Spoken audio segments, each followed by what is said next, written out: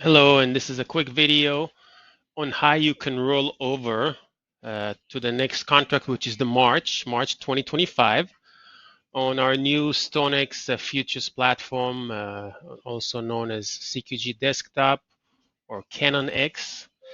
And what I'd like to show you is when you are on the hot ticket, as long as you click on it, there's a few ways that you can do it. One is you scroll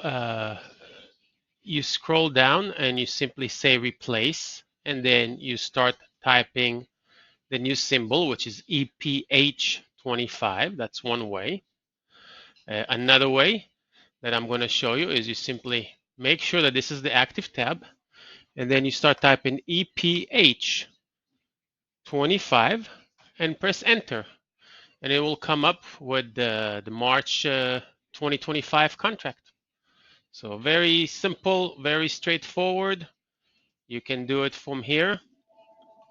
Okay, and you can just do it very simply by typing the symbol. Thank you.